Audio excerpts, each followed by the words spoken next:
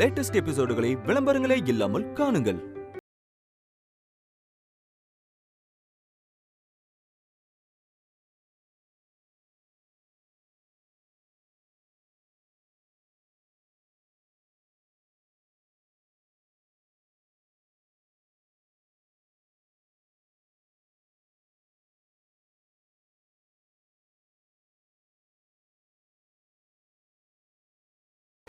எங்கள் மனம் கனிந்த நவராத்திரி நல்வாழ்த்துக்கள். 10 நாட்கள் கொண்டாடுகிற மகிழ்ச்சியான ஒரு மிகப்பெரிய திருவிழா.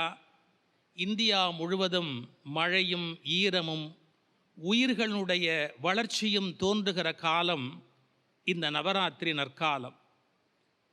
அசைவ உணவு சாப்பிடுகிறவர்கள் கூட புரட்டாசியிலே அசைவம் சாப்பிடுவதில்லை என்று முடிவெடுப்பதற்கு ஒரு காரணம் உண்டு.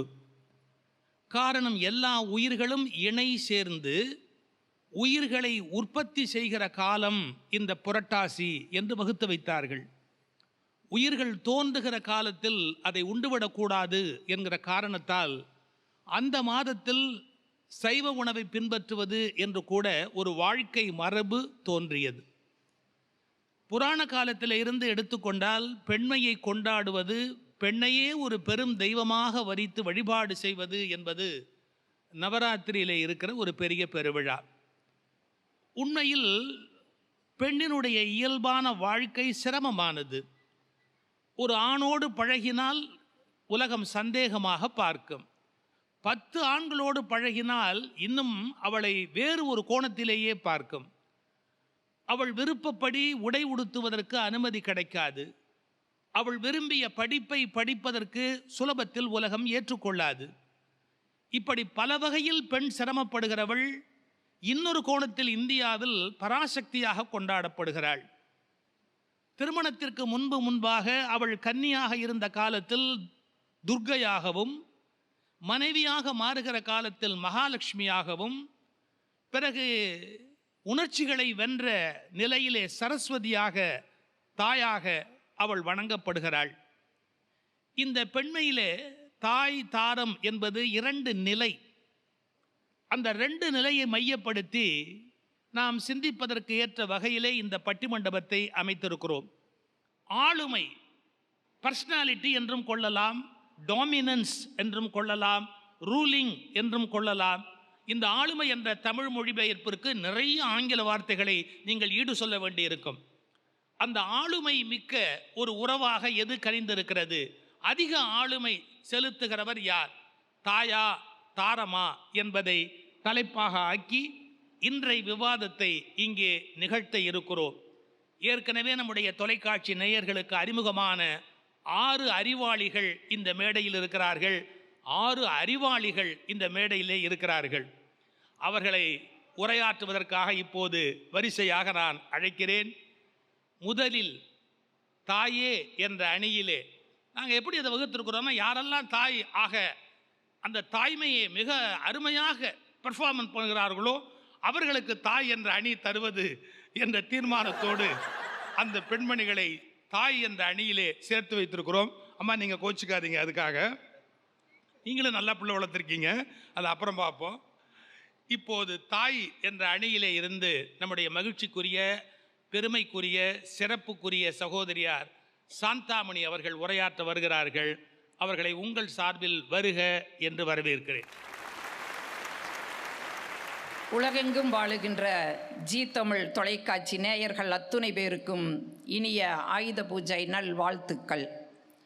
நடுவர் உள்ளிட்ட அவைக்கும் என்னுடைய பணிவான வணக்கங்கள். ஆளுமை மிக்கவர்கள் தாயா தாரமா என்ற ஒரு அருமையான கேள்விங்க. இங்கே தாய் இல்லை தாரந்தான்னு 3 பேர் பேச வந்திருக்கிறது எப்படி இருக்குதுங்கன்னா, ஒருத்த வீடு கட்டணும்னு ஆசைப்பட்டா, ஒரு என்ஜினியர்கிட்ட யோசனை கேட்டு வந்தா, சார் நான் வீடு கட்டணுங்க, கீழே 2 பெட்ரூம், ஒரு ஹாலு, ஒரு கிச்சன், ஒரு போர்ச்சிக்கோ, அதே மாதிரி மேலையும் கட்டணுங்க, எவ்வளவு ஆகுங்க? போர்ட்டிகோ மேலே கட்ட மாட்டாங்கம்மா, போர்ட்டிகோ கட்ட மாட்டாங்க, ஆனால் அதே மாதிரி முன்னாண்ட இது போடுவாங்க, அதுக்கு பால்கனின்னு பேருமா. நன்றிங்க. சரி, அதே மாதிரி மேலே 2 பெட்ரூம்பு, ஒரு ஹாலு, ஒரு கிச்சன், ஒரு பால்கனி கட்டணும். எவ்வளவாகு அப்படின்னு யோசனை கேட்டார். அவர் கணக்கு போட்டு சொன்னாருங்க. கீழே கட்டோன்னா 15 லட்சம் ஆகு, மேலே கட்டோன்னா 11 லட்சம் ஆகுன்னு சொன்னார். உடனே அந்த யோசனை கேட்டு போனவர் சொன்னார், ஏனுங்க கீழே கட்டோன்னா 15 லட்சம், மேலே கட்டோன்னா 11 லட்சமா? அப்போ ஒன்று பண்ணுங்க, முதல்ல மேலே கட்டிருங்க, அப்புறம் கீழே கட்டலான்னு சொன்ன கதையாக இருக்குதுங்க. 3 பேர் தாரந்தான்னு பேச வந்திருக்கிறது. குடும்பத்தினுடைய அஸ்திவாரமே தாய் தானுங்க. அந்த அஸ்திவாரம் மட்டும் ஸ்ட்ராங்காக இல்லைன்னா அதன் மேலே கட்டப்படுற கட்டிடங்கள் தான் தாரம். அப்போ அந்த அஸ்திவாரம் ஸ்ட்ராங்காக இல்லைன்னா கட்டடம் மன்னிக்கணும். முதல்ல கல்யாணம் பண்ணி தாரமாறது தான் முதல் கீழே கட்டுறது, அப்புறமா தான் தாயாக முடியும். கல்யாணம் பண்ணி மனைவி ஆனாதானே அப்புறம் தாயாகவே ஆக முடியும். அப்போ நீங்கள் சொல்கிறபடி பார்த்தா கீழே வந்து முதல் ஆரம்பம் வந்து மனைவி ஆகிறது, அப்புறமா தானே தாயாகிறது. நடுவர் அவர்களே, உங்கள் பார்வையில் அது கரெக்டுங்க, நாங்கள் இல்லைன்னு சொல்லலை. டேப்பு கட் ஆயிடுச்சு. இல்லைங்க, இருந்தாலும் நாங்கள் ஏற்றுக்கிறோங்க, இல்லைன்னு சொல்லலைங்க. இப்போ நான் கேட்குறேன், நீங்கள் என்ன வாழ்க்கைப்பட்டு வரும்போது ஆளுமை செலுத்துறக்காம வர்றீங்க? குடும்பத்தையே ஆட்டி படைக்கிறக்கெல்லாம் வர்றீங்க? இப்போ ஒரு வழக்கம் உண்டுங்க இந்த மண்ணில். விளக்கேத்துறக்கு ஒரு மருமக வேணும், விளக்கேத்துறக்கு ஒரு மருமக வேணும்னு சொல்கிறாங்க. அந்த அம்மாளும் 5 முக விளக்கு எடுத்துட்டு வருது. அந்த 5 முக விளக்குக்கு எங்கள் அக்கா வைஜெயந்தி அக்கா வந்து ஒரு விளக்கம் சொல்லுவாங்க பாருங்க. உலகத்தில் யாருமே அதுக்கு அப்படி ஒரு விளக்கம் சொல்ல மாட்டாங்க. அப்படி ஒரு விளக்கம் எங்கள் அக்கா சொல்லும். அந்த 5 முக விளக்கை எடுத்துட்டு அந்த பொண்ணு வர்றா, பார்க்குற கணவன் சொல்கிறா, அம்மா அவள் விளக்கெடுத்துட்டு வர்றாமா, விளக்கெடுத்துட்டு வர்றாமான்னு. அம்மா சொல்கிறாங்க, டே அவள் பற்ற வைக்க வர்றாடா, பற்ற வைக்க வர்றாடான்னு சொல்கிறாங்க. நடுவர் அவர்களே, விளக்கு பற்ற வச்சு குடும்பத்தை விளக்கம் பெற செய்வாங்கன்னு பார்த்தா 10 நாளில் பற்ற வச்சிட்றா. என்ன சொல்கிறா? ஒன்று இந்த குடும்பத்தில் நான் இருக்கணும், இல்லைன்னா உங்கள் அம்மா இருக்கணும். ஒரு சர்வே பண்ணுனாங்க, நிறைய ஆண்கள்கிட்ட ஒரு சர்வே பண்ணுனாங்க. வீட்டில் அம்மாவுக்கும் மனைவிக்கு சண்டை வந்துச்சுன்னா நீங்கள் யார் பக்கம் நிற்பீங்கன்னு கேட்டாங்க. அதில் நிறைய ஆண்கள் என்ன சொன்னாங்க தெரியுங்களா? அம்மாவுக்கு மனைவிக்கு சண்டை வந்துச்சுன்னா அம்மா பக்கம் நிற்க மாட்டோம், மனைவி பக்கம் நிற்க மாட்டோம், டாஸ்மாக் கடை பக்கம் போய் நின்றுவோன்னு சர்வே பண்ணாங்க. இப்போ நான் கேட்குறேன், கல்யாணத்துக்கு முன்பு பெருவாரியாக ஆண்கள் குடிக்கிறது இல்லைங்க, ஆனால் கல்யாணத்துக்கு அப்புறம் தான் பெருங்குடி மகனாக மாறுறா. ஏன்னா இந்த குயினுக வந்த பிறகுதான் அவன் ஒயினை தேடியே போறான். நீங்க என்ன ஆளுமை செய்ய வர்றீங்கன்னு நான் கேட்கிறேன். ஒரு ஆளுமை மிகுந்த ஆண்களையும் கூட இந்த தாரம் அறகுறையா ஆக்கி வைக்கிறாங்க. ஆனா தாய் எப்படி தெரியுங்களா? ஆளுமையே இல்லைனாலும் கூட அந்த குடும்பத்தில் இருக்கிற பிள்ளைகளை ஆழ பிறந்தவர்கள் சொல்லி ஒரு தாய் தன்னம்பிக்கை தருவாங்க. இதை விடங்க, ஒரே ஒரு எழுத்து பிழையினால, ஒரே ஒரு எழுத்து அச்சு பிழையினால ஒரே நாளில் 1 லட்சம் புக்கு வித்துதுங்களா? How to change your life அப்படின்னு பிரிண்ட் ஆகிறதுக்கு பதிலாக how to change your wife அப்படின்னு பிரிண்ட் ஆச்சா? ஒரே நாளில் 1 லட்சம் புக்கு வித்துதுன்னு சொன்னா, இந்த தலைப்பில் நான் கூட ஒரு புக்கு எழுதலான்னு முடிவு பண்ணியிருக்கேன். நன்றிங்க, எடுத்து கொடுத்ததுக்கு ரொம்ப நன்றிங்க. இல்லை, எவ்வளவு ஒரு சிக்கலுங்க. நீங்கள் என்ன ஆளுமை பண்ணுறீங்கன்னு கேட்குற. நான் இங்கே எதிரில் இருக்கிற 2 ஆண்களை பார்த்து கேட்குறேங்க. நீங்கள் கல்யாணத்துக்கு முன்னாடி பார்த்தீங்கன்னா அப்பா சிக்கனம் கருதி கல்லூரிக்கு போகிற பையனுக்கு காசு குறைவாக கொடுப்பாரு. ஆனால் அம்மா என்ன பண்ணுவாங்க தெரியுமா? இந்த காசு நம்ம பையனுக்கு பத்தாது, கல்லூரிக்கு போறா, 4 நட்போடு பழகக்கூடியவனுக்கு பத்தாதுன்னு அப்பாவுக்கு தெரியாமல் அம்மா கொண்டு வந்து காசை கொடுப்பாங்க. சில வீடுகளில் அம்மாவுக்கு தெரியாமல் அப்பா கொடுப்பாரு, அப்பாவுக்கு தெரியாமல் அம்மா கொடுப்பாங்க, மாறி மாறி கொடுப்பாங்க. ஆனால் இன்னைக்கு உங்கள் மனசாட்சியை தொட்டு 2 பேரும் சொல்லுங்க, இன்னைக்கு எத்தனை வீட்டுகளிங்க மனைவிக்கு தெரியாமல் பெற்றோர்களுக்கு காசு கொண்டு போய் மறைச்சு கொடுக்கக்கூடிய ஆண்கள் இந்த மண்ணில் எத்தனை பேர் இருக்காங்க? சொல்லுங்க பார்க்கலாம். ஆக எப்போ நீங்கள் ஆளுமை செய்கிறீங்க? நீங்கள் அந்த தாய்மை அப்படிங்கிறது எப்படி தெரியுங்களா? நீங்கள் அடிமுடி தேடினாலும் அகராதியில் தேடினாலும் அர்த்தம் புரிய முடியாத ஒரே சொல்லு அம்மாங்க. நீங்கள் மனைவிக்கும் அம்மாவுக்கும் ஒரே ஒரு வித்தியாசத்தை சொல்லி முடிச்சுக்கிறேங்க. வீட்டில் ஏதாச்சும் ஒரு சிக்கல் அப்படின்னா மனைவி என்ன செய்வாங்க? சமைக்க மாட்டாங்க, சமைக்காம போய் படுத்துக்குவாங்க. ஆனால் அதே அம்மா என்ன செய்வாங்க தெரியுங்களா? சமைச்சு வைப்பாங்க. ஆனால் தான் சாப்பிட மாட்டாங்க, சாப்பிடாம போய் படுத்துக்குவாங்க. மனைவி பாக்கெட்டு நிறைஞ்சிருக்குதான்னு பார்ப்பாங்க, ஆனால் தாய் தான் குடும்பத்தில் பிள்ளைகளுடைய வயிறும் மனசும் நிறைஞ்சிருக்குதான்னு சொல்லி தாய் தான் பார்ப்பாங்க. இதுதாங்க தாய்க்கு இருக்கக்கூடிய ஆளுமை. அந்த தாய் தான் ஆளுமை மிக்கவர் என்று சொல்லி வாய்ப்புக்கு நன்றி பாராட்டி விடைபெறுகிறேன். நன்றி, வணக்கம். ஒரு தாயினுடைய அன்பு, ஒரு தாயினுடைய வளர்ப்பு முறை, ஒரு தாய் ஒரு குழந்தையை உருவாக்கி மேலே கொண்டு வருகிற அந்த அக்கறை, இது எல்லாவற்றையும் பற்றி ரொம்ப அழகாக சகோதரியார் எடுத்துரைத்தார்கள். ஆனால் தாரம் தன்னுடைய கணவனுடைய வாழ்க்கையில் ஏற்படுத்துகிற மாற்றங்கள், இன்ஃப்ளூயன்ஸ், ஆளுமைங்கிறதுக்கு இன்னொரு பொருள் இருக்கிறது, இன்ஃப்ளூயன்ஸ். அது ஒரு வேறு வகையானது, குவாலிட்டேட்டிவ். அவனுடைய வாழ்க்கையில் எத்தனை விதமான மறுமலர்ச்சிகள் ஏற்பட முடியுமோ அத்தனையும் ஏற்படுவதற்கு காரணமாகிறாள். இதையெல்லாம் நமக்கு எடுத்து சொல்வதற்காக மிகச்சிறந்த பேச்சாளரும் எழுத்தாளரும் நல்ல பாடகருமாக விளங்குகின்ற மரியாதைக்குரிய ஐயா எழுத்தாளர் நம்முடைய லக்ஷ்மண பெருமாள் அவர்கள் வருகிறார்கள். அவர்களை அன்போடு அழைக்கிறேன். உலகெங்கிலும் உள்ள ஜி தொலைக்காட்சி நேயர்களுக்கு நவராத்திரி வாழ்த்துக்களை தெரிவித்துக் கொள்கிறேன். அம்மாவின் ஆளுமைகளுக்குள் அடங்காமல் போக போய்த்தான் அம்மாவே இன்னொரு ஆளுமையை தேடி போய் இதுக்குத்தான் இனிமேல் அடங்குவான் என்று தேடி கொண்டு வருவள் தான் மனைவி. ஆகவே அம்மாவே தேடி பிடிச்சவதான் மனைவியை ஒழிய அவளே அவள் ஆளுமையை குறைத்து கொள்கிறாள். நம்ம கட்டம் முடிஞ்சது அப்படின்னு சொல்லி. நீங்கள் மனைவி ஒரு இடத்துக்கு போகும்போது அந்த வீட்டில் யாரையும் தெரியாது. யார் தெரியும்? யார் அறிமுகம்? ஒருத்தரும் தெரியாது, ஒருத்தருமே தெரியாது. புருஷன் ஒருத்தன் தான் கையை பிடிச்சிருக்கான். அவனும் மிருகத்துக்கு படிச்சுட்டு பேங்கில் வேலை பார்க்கான். அப்பேற்பட்ட குணசாலி. அவன் ஆளுகளை அருமைப்படுத்துகிறான். ஏய் என்னம்மா நீ என்ன வந்ததுலேருந்து ஒரு மாதிரியாகவே இருக்க? ஒன்றும் பயப்படாத, என் தங்கச்சி நினச்சி பார்ப்பியா? அது ஒரு அரக்கு இருக்கு. என் தம்பி அவன் விருதா லூசு பைய, அவனை பற்றி நீ ஒன்றும் நினைக்காத. எங்கள் அம்மா அது 1ஆம் நம்பர் லூசு. நான் அங்கே நிற்காத, இங்கே நிற்காத, இந்த அவங்க கூட பேசாத, இவங்க கூட பேசாத, அது பெரிய மண்டையடி. எங்கள் அப்பா நினச்சி பயப்படியா? அது கட்டில் நடந்துக்கிட்டு சும்மா கிடக்காத, காப்பியை கொண்டு வா, டீயை கொண்டு வா, அந்த வெத்தலை போட்டு ஏடு அப்படின்னு. ஐயா இது இவங்களுக்கு பார்த்தா நீ பயப்படுற? அவள் பாப்பா என்னடா வாக்கப்பட்டு வீட்டுக்கு வந்தம்மா இல்லை கீழ்ப்பாக்கத்துக்கு வந்தம்மா? எல்லாம் அரை லூசு, முக்கால் லூசு, முழு லூசு. அந்த இடத்துல இருந்து அவள் தன்னுடைய ஆளுமையை மெய்ப்பிக்கணும். இதை தாங்க அவள் பண்ண போகிறா. இதில் இடையில அம்மா எங்கே வரா? சாம்பார் வைக்கிறா, சாப்பிட்றான் புருஷன். சாப்பாடை போட்டோன்னே சாம்பாரை ஊற்றுறான், சாப்பிட்றான். என்னங்க அடுத்து வத்த குழம்பு இருக்குது, ரசம் இருக்குது, தயிர் இருக்குது, ஒன்றும் வாய்க்கு வழங்கலை, சாம்பார் தான் ஊற்று.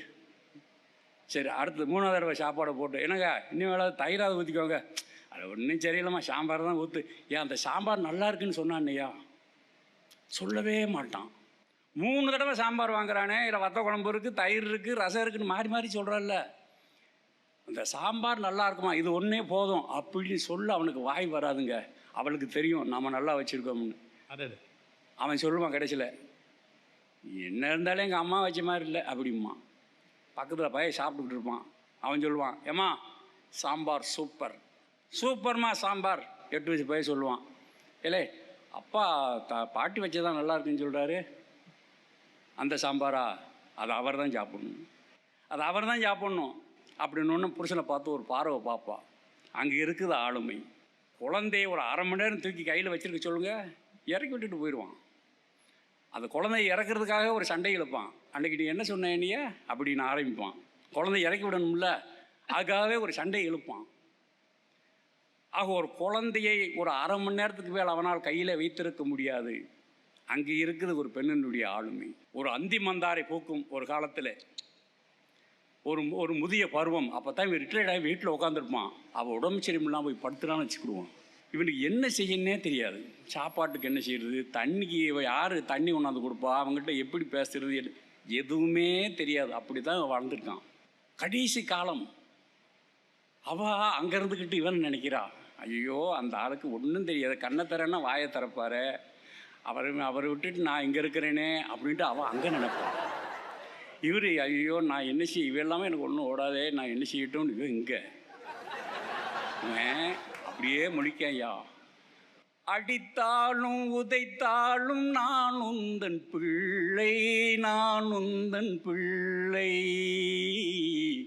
அம்மா என்றழைக்க நீ இங்கு இல்லை, நீ இங்கு இல்லை, கண்மூடி இருளோடு விளையாடும் பிள்ளை, விளையாடும் பிள்ளை, கல்யாண திருக்கோலம் நீ காணவில்லை, நீ காணவில்லை. தன் மனைவி இல்லாத நிலையை அன்றுதான் அவன் எண்ணி பார்க்கிறான். கடைசி நேரத்தில் அம்மா என்ற அழைக்க நீ இங்கு இல்லைங்கிறானே, அம்மா என்ற ஸ்தானத்திற்கு மனைவி வந்துவிட்டாலே இதை விட என்னையா ஆளுமை வேண்டியிருக்கு. ஆகவே காதல் செய்யும் மனைவி சக்தி கண்டீர், கடவுள் நிலையை அவளால் தான் எய்தலாம் என்று பாரதியார் சொல்கிற வாக்கியத்தை வைத்து நடுவர்கள் தீர்ப்பு கொடுக்க வேண்டும் என்று சொல்லி வாய்ப்புக்கு நன்றி கூறி ஜீ தமிழ் நேயர்களை மீண்டும் ஒருவரை வணங்கி நடுவர்களுக்கு வணக்கம் சொல்லி விடைபெறுகிறேன். நன்றி, வணக்கம்.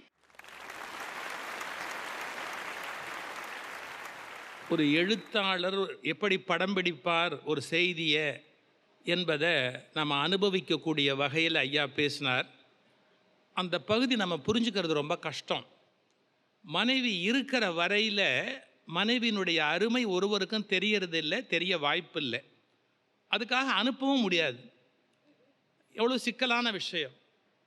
அந்த மனைவி இருக்கிற வரைக்கும் நமக்கு அருமை தெரியலை அப்படிங்கிறத எவ்வளோ அழகாக அவர் சித்தரித்து காமிச்சார். வீட்டில் எது எங்கே இருக்குன்னு தெரியாது. அவங்களுக்கு உடம்பு சரியில்லாமல் போகிற போது வீட்டில் எந்த பொருள் எந்த இடத்துல இருக்குது, சாவி எங்கே இருக்குது, வாசலை போட்டுற அந்த சாவி கூட எங்கே இருக்குது, எதுவுமே ஒரு ஆணுக்கு தெரியறதுக்கு வாய்ப்பு கிடையாது. அந்த மாதிரியான அந்த வாழ்க்கை துணையினுடைய அந்த நிலையை அப்படியே நெஞ்சு கொள்ளும்படியாக அவர் படம் பிடித்து காமிச்சார். அவருக்கு நம்முடைய வாழ்த்துக்கள். இப்போ தாய் என்பதை நிலைநாட்டுவதற்காக சகோதரி மலர் விழி அவர்கள் வருகிறார்கள். வாருங்கள். காட்சி தந்து என்னை ஆட்சி செய்வாய் அம்மா கல்யாணியே, கற்பகமே அற்புத காட்சி தந்து என்னை ஆட்சி செய்வாய் அம்மா.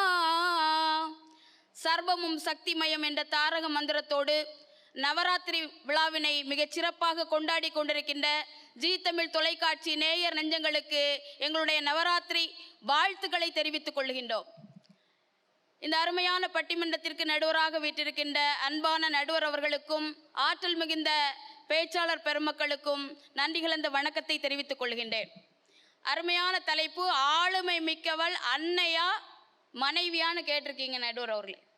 எங்கள் ஐயா அருமையாக வந்து பேசினார். இந்த உலகத்திலே ஆளுமை மிக்கவர்கள்னா 2 பேர் தான். ஒன்று பெற்று தந்த அன்னை, 2 கற்றுத்தந்த ஆசிரியர். இந்த 2 பேரும் தான் ஆளுமை மிக்கவர்கள்னு நம்ம சொல்லலாம். மனைவி அந்த லிஸ்ட்லேயே வரமாட்டாங்க. அதனால தான் மாவீரன் நெப்போலியன் சொன்னார், ஒரு குழந்தையினுடைய ஆரம்ப பள்ளியே தாய் மடிதான் அப்படின்னு சொன்னார் நடுவர்களே. கடவுள் காலம் முழுக்க ஒருவரை அள வைக்கணும்னா அவருக்கு அவர் கையில் எடுக்கின்ற ஆயுதம் என்ன தெரியுமா? பொருத்தமில்லாத வாழ்க்கை துணை. நடுவர் அவர்களே, ஒருத்தர் கூட சொன்னார், கடவுளே அன்பான அம்மாவை படைச்சி என்ன சந்தோஷமா வச்சிருந்த, இப்போ காதலி மனைவியை படைச்சி என்ன கஷ்டப்படுத்தியே, இது நியாயமா அப்படின்னு கேட்டார்.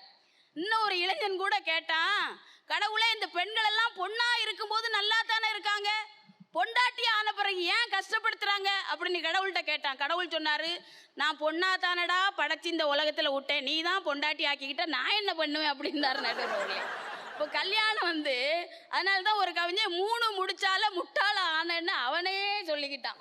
ஆனா தாய்மையை எந்த ஆண்மகனும் தாழ்த்தி சொன்னதாக வரலாறே கிடையாது நடுவர். இந்த உலகத்திலே முதல் அம்மா தான் நடுவர் அவர்களே. எந்த பொருள் எங்க இருக்குன்னு அம்மாவுக்கு மட்டும்தான் தெரியுமே தவிர அந்த மனைவிக்கு கூட தெரியாது நடுவர் அவர்களே. இப்போ தூக்கின்னு ஒரு படம், அந்த படத்துல அருமையா ஒரு வசனம் வரும், கொண்டு வந்தால் தந்தை, கொண்டு வந்தாலும் வராவிட்டாலும் தாய், சீர்கொண்டு சென்றால் சகோதரி, கொலையும் செய்வாள் பத்தினி, உயிர் காப்பான் தோழன்னு அந்த வசனமே யார் யார் எப்படின்னு உங்களுக்கு காட்டி கொடுத்துரும். ஏங்க, ஒரு குழந்தை பெருமைப்படணும்னா தாயால தான் பெருமைப்படும். அதனால தான் சொன்னாங்க, இந்த பொழுதினும் பெரிதுவக்கும் தன் மகனை சான்றோன் என கேட்ட தாய். என் பிள்ளை டாக்டர் ஆயிட்டான், என் பிள்ளை பட்டிமன்ற பேச்சாளராக இருக்கான், என் பிள்ளை சீத்தமிழ்ல பேசுறான், என் பிள்ளை கார் வாங்கிட்டான், இப்படி பெருமைப்படுறது தாய்ங்க. எங்கேயாவது மனைவி இப்படி பெருமைப்படுவாங்களா? சோகமா வருவார் கணவன், என்னங்க சோகமா இருக்கீங்க? சோகமா இருக்கேன், என்னை மேனேஜர் திட்டார். என்னன்னு திட்டினாரு? மூஞ்ச பாரு, மூஞ்சு குரங்கு மாதிரி இருக்குன்னு சொல்றாரு. அப்படியா? உங்களை பார்த்தா குரங்குன்னு சொன்னாரு, உங்களை பார்த்தா குரங்குன்னு சொன்னாரு, நீங்களா குரங்கு மாதிரி இருக்கிறீங்க? குரங்கு தான் உங்களை மாதிரி இருக்கு. இப்படி ஆண்களுக்கு பெருமையை தாரம் சொல்ல மாட்டாங்க, தாய் தாங்க சொல்லுவாங்க. ஆண்களுக்கு மட்டும் இல்லைங்க, பெண்களுக்கு கூட சுகமான இடம் எது தெரியுமா? அம்மா வீடு தாங்க. இப்போ சாப்பிடாம வேலை செய்தா அது மாமியார் வீடு, சாப்பிட்றதையே வேலையா செஞ்சா அதுதாங்க அம்மா வீடு. நீண்ட நேர தூக்கத்திற்கு எனக்கு அம்மா வீடு தாங்க. எவ்வளவு நேரம் தூங்கினாலும் அம்மா ஒன்றும் சொல்ல மாட்டாங்க. எங்களுக்கே அம்மா வீடு சுகம் என்கின்ற பொழுது ஆண்களுக்கு எவ்வளோ பெரிய சுகம்னு நீங்கள் அனுபவிச்சு பார்த்தா தான் தெரியும். நடுவர்களே, அதில் வேற ஐயா சாம்பார் விடுவாங்களாம், சாப்பாடு போடுவாங்களாம். எங்கெங்க சமைக்கிறீங்க முதல்ல மனைவி? அம்மாவை மாதிரி சாப்பாடு போட உங்களால் முடியுமா? அதான் தாயோடு அறுசுவை போம்தாங்க. ஐயா கூட அடிக்கடி சொல்லுவாங்க, ஏதாவது கணவன் ஆசையாக கேட்டால் போட்டதை சாப்பிட்டுட்டு போக வேண்டியதானேன்னு சொல்லுவாங்களாம். போட்டதை சாப்பிட்ற இடமாங்க வீடு, கேட்டதை சாப்பிட்ற இடம் தான் வீடுன்னு எங்கள் ஐயா அடிக்கடி சொல்லுவாங்க. அந்த கேட்டதை கொடுக்கறது யார் தெரியுமா? அம்மா தாங்க கொடுப்பாங்க. சுட சாப்பாடு கொடுத்தா அது அம்மா, சுட வச்சு சாப்பாடு கொடுத்தா அதுதாங்க மனைவி. அது மட்டும் இல்லைங்க, நீங்கள் ஒன்று தெரிஞ்சுக்கோங்க, அம்மாவை போல் மணக்கும்படி மனைவியால் சமைக்க முடியும், ஆனால் அம்மாவை மறக்கும்படி மனைவியால் சமைக்க முடியாது. இதுதான் உண்மை. இப்போ ஒரு வீட்டில் இன்பம் வரணும்னா அந்த மனைவி நச்சரிக்காமல் இருக்கணும். நல்ல குடும்பம்னா என்ன தெரியுமா? நச்சரிக்காத மனைவி, வரதட்சணை உச்சரிக்காத கணவன், நல்ல குடும்பம் அப்படின்னு சொன்னாங்க. நச்சரிக்காத மனைவி எங்கேயா இருக்காங்க? எனக்கு என்ன வாங்கிட்டு வருவீங்க, எனக்கு என்ன வாங்கிட்டு வந்தீங்க அப்படின்னு கேட்கறது மனைவி. ஏதாவது வாங்கி கொண்டு கொடுத்தாலும் எனக்கு எதுக்குப்பா வாங்கிட்டு வந்த, இப்படி தாங்க அம்மா சொல்லுவாங்க. அப்படியே ஒரு நூல் புடவை எடுத்துக்கொண்டு கொடுத்தாலும் நல்லா இருப்பா அப்படின்னு சொல்லுவாங்க. ஆனால் மனைவி, இது என்ன கலரில் எடுத்துகிட்டு வந்திருக்கீங்க, நல்லா இருக்கு இப்படி சொல்லுவாங்களே தவிர நல்லா இருக்கு அப்படின்னு சந்தோஷமாக என்னைக்கே சொல்கிறாங்களா? நான்லாம் ரொம்பலாம் ஆசைப்பட மாட்டேன் நடுவர்களே. தீபாவளி வந்தால் ஒரு 2 பட்டு, பொங்கல் வந்தால் ஒரு 2 பட்டு, இப்படி திருவிழா வந்தால் 2 பட்டு, எனக்கு பிறந்தநாள் வந்தால் 1, எங்கள் அத்தான் பிறந்தநாள் வந்தால் 1, கல்யாண நாளைக்கு 1, காந்தி ஜெயந்திக்கு 1. வெறும் 10 பட்டு, வெறும் 50,000 ரூபா தான். நீங்கள் ஒன்று 50,000மா அப்படி விரிக்கப்படாது, 50,000 அப்படி சுருக்கணும். பாரதி சொல்லுவான், அம்மா பராசக்தி எப்படிப்பட்டவள் தெரியுமா? சொல்லுக்கடங்காவே பராசக்தி சூரத்தனங்கள் எல்லாம் வல்லமை தந்திடுவாள் பராசக்தி வாழி என்றே துதிப்போம்.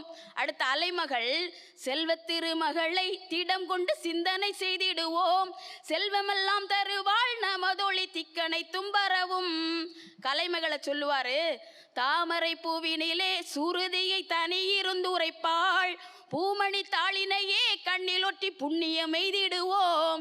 இந்த கல்வி, செல்வம், வீரம் மூன்றையும் ஒரு தாயால் தர முடியும் என்று சொன்னால் அவளே ஆளுமை மிக்கவள் என்பதால் உலகிலேயே உயர்ந்தது தாய்மை, அதை ஒப்புக்கொள்வதுதான் நேர்மை என்ற கண்ணதாசனின் வரிகளோடு ஆளுமை மிக்கவள் அன்னையே என்று கூறி அருமையான வாய்ப்புக்கு நன்றி கூறி அமைகிறேன். நன்றி, வணக்கம்.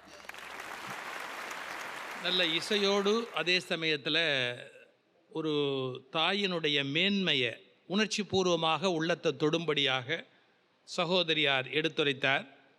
இதுக்கு பதில் சொல்கிறதுக்கு காரைக்கால்லேருந்து வந்திருக்கிறார்கள். ஆசிரியர் பணியும் வேறு பல மக்கள் பணியும் செய்து கொண்டிருக்கிற சகோதரியார் வைஜெயந்தி ராஜன் அவர்கள் வருகை தந்திருக்கிறார்கள். அவர்கள் இப்போது தாரமே என்ற அந்த அணியிலே உரையாற்றுவதற்கு வருகிறார்கள்.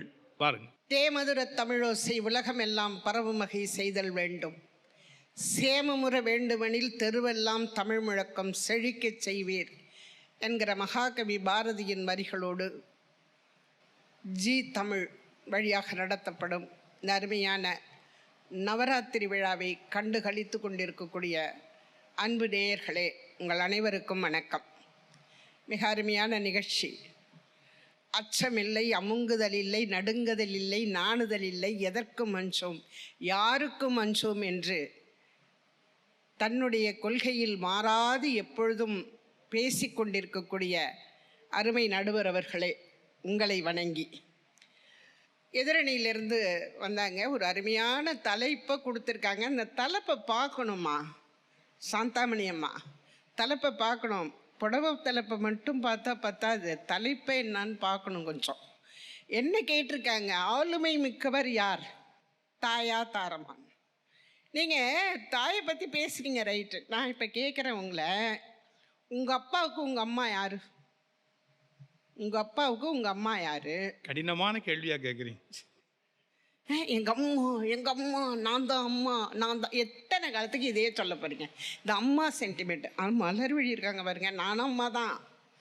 மலர்விழி என்ன தத்துவ பாடல்! யார் தான் தாயில்? உலக உயிர்கள் அத்தனையுமே தாயை குறைச்சி பேசுறது எங்கள் நோக்கமே இல்லை. ஆனால் நான் என்ன சொல்கிறேன்னா, நாங்கள் சத்தியத்தை பேச வந்திருக்கோம். நாங்கள் உண்மை பேசும் கட்சி. அதில் பேசுகிற போது ஆளுமை மிக்கவர்னு சொல்லும்போது இன்றைக்கி எல்லாத்தையும் எடுத்து பார்க்கலாம். அந்த நவராத்திரி விழாவே பாருங்க, இந்த உலகத்தையே வழிநடத்தக்கூடியவளாக சக்தி இருக்கிறாள் என்று சொன்னால் அங்கே தாயின்னு நம்ம அதை நினைக்கக்கூடாது. பரமேஸ்வரன் கொடுக்குற ஆயுதத்தை மகாவிஷ்ணு கொடுக்குறார். மற்ற அக்னியிலேருந்து வர்ணன்லேருந்து எல்லா ஆயுதங்களை கொடுக்குறாங்கன்னா என்னத்துக்கு? ஏன் அவங்களே வந்து செஞ்சுருக்கலாமே? ஏன் தன்னுடைய தேவிகள்கிட்ட கொடுத்தாங்க? கொடுத்துட்டு பொம்மை மாதிரி சிலையாக நின்னாங்கன்னா இதிலே தான் இருக்குது, இவளாலே முடியும், சக்தி இல்லையில் சிவன் இல்லை. அவளுடைய வாதம் வந்து கணவனை பொம்மை மாதிரி ஆக்கிடணுன்றீங்க. நாங்கள் ஆக்கணுன்னே அவசியம் இல்லையா? அவரே பொம்மை இல்லை, அந்த அம்மாக்கள்லாம் சேர்ந்து ஆல்ரெடி அவளை பொம்மையாக தான் வச்சுருக்காங்க. அந்த பொம்மையை கொஞ்சம் சரி பண்ணி மனுஷனாக்குறது நாங்கள் தான். சரி, ஒரு முகம் உள்ள அந்த விளக்கை எடுத்துகிட்டு வந்து 5 முகத்தை நாங்கள் ஏற்றுவோம். 10 வையின்னு யாருமே சொல்ல மாட்டாங்க. சாந்தாமணி ஏற்றுமான்னு சொல்லுவாங்க. 10 வைக்கிறதெல்லாம் அவங்களுக்கு, நமக்கு இல்லை. ஏற்றுவோம், விளக்கை ஏற்றுன்னு தான் சொல்லுவாங்க. அப்படி ஏற்றுக்கிற போது 5 முகம், ஒன்று மாமனார், ஒன்று மாமியார், ஒன்று நாத்தனார், ஒன்று மச்சினர், ஒன்று நமக்கு வந்து வாக்கப்பட்டவர். இந்த 5 பேரும் இந்த குடும்பத்தில் நல்லா இருக்கணுங்கிறதுக்காகத்தான் அந்த பெண்ணு வருகிற போதே வருகிறாள். இன்னொன்று, அவங்க சமைக்கவே மாட்டாங்கன்னு சொல்கிறாங்க. ரொம்ப தப்பு. பாரதிதாசன் என்ன தெரியுமா சொல்வார்? அழகாக எழுதுவார் பாரதிதாசன். எங்கேயோ பிறந்து எங்கேயோ வளர்ந்து, நீங்கள் சொன்ன மாதிரி வீட்டில் நமக்கு ஒரு ருசி இருக்கும். பாவக்காய்னா எனக்கு பிடிக்காது, கத்திரிக்காய்னா பிடிக்காது, ஆனால் இங்கே வந்தால் நான் எல்லாத்தையும் சாப்பிடுவேன். ஏன்? பாரதிதாசன் எழுதுகிறார், கொண்டவனுக்கு எது பிடிக்கும், குழந்தைகள் எதை விரும்பும், தண்டூன்றும் மாமன் மாமிக்கு தக்கது எது என்றும், எவர் உடம்புக்கு எது உதவாதென்றும், கரிகள் தோறும் உண்பவர் தமை காண்பார். அந்த பாட்டில் எனக்கு எது பிடிக்கும்னு ஏதாவது இருக்கா? எனக்கு எது பிடிக்கும், நமக்கு எது பிடிக்கும்னு சாந்தாமணி இதில் போட்டிருக்கா? மாமனாருக்கு என்ன பிடிக்கும்? இப்போ மாமனாருக்கு, இப்போ நான் வந்து கல்யாணம் ஆகி வரும்போது மாமனாருக்கு உருளைக்கிழங்கு பிடிக்கும்னு தெரிஞ்சுக்கிட்டேன். ஏன்னா அந்த உருளைக்கிழங்கு மாதிரியே அவரும் முழிச்சுன்னு உட்காந்துருந்தார். முழிச்சிட்டு இருக்கா உருளைக்கிழங்கு. மாமியாருக்கு பாகக்காய், ஏன்னா சுகர் இருக்குது அவங்களுக்கு. நான் எல்லாரையும் பார்த்தேனே தவிர அவருக்கு என்ன பிடிக்கும்னு நான் நினைக்கவே இல்லை. ஏன்னா நம்ம எது போட்டாலும் அவர் சாப்பிடுவார், எது போட்டாலும் அவர் சாப்பிடுவார்ட்டு தெரியும். காரணம் என்ன தெரியுமா? உங்கள் கிட்ட தான், தாய் கிட்ட தான் பிடிவாதம் பிடிப்பான் அவன். எனக்கு இது வேண்டாம், அது வேண்டாம். ஆனால் நாங்கள் என்ன சொன்னாலும் கேட்பாருமா. அந்த ஆளுமையில் நடுவரையா சொன்ன மாதிரி, அது நாட் ஓன்லி பர்சனாலிட்டி, அந்த பர்சனாலிட்டி எங்ககிட்ட இருக்கிறதுனால, அந்த ஆளுமையும் பர்சனாலிட்டியும் சேர்ந்து இருக்கிறதுனால, அப்படி நாங்கள் ஒரு பார்வை பார்த்தா போகிறோம். அது எப்படி இருந்தாலும் சாப்பிடுவாங்க மலர்விழி, நீங்கள் அதுக்காக கவலைப்பட வேண்டாம். எப்படி இருந்தாலும் அவங்க சாப்பிடுவாங்க. அப்போ இந்த அளவிற்கு பார்த்து பார்த்து பக்குவம் செய்கிற ஒரு பெண்ணு அவனை தன்னுடைய கட்டுக்குள் கொண்டு வருகிறாள். அந்த மனைவி தன்னுடைய கட்டுக்குள் கொண்டு வருகிறாள். அந்த தாரம் அவங்க சொன்னாங்களே, மலர்விழி தாயோடு அரிசுவை வச்சுக்கோங்களேன், உங்கள் வீட்டிலே வச்சுங்களேன், ஏன் கல்யாணம் பண்ணி கொடுக்குறீங்க? அம்மா தான் பார்த்து நல்லா வளர்க்குறீங்கல்ல, நீங்களே வச்சுக்கிறது பேசாமல் வீட்டில். எதுக்கு 16-20 வயசானோன்னே எதுக்கு கல்யாணம் பண்ணி கொடுக்கறது? கிராமங்களில் ஒரு பழக்கம் உண்டு.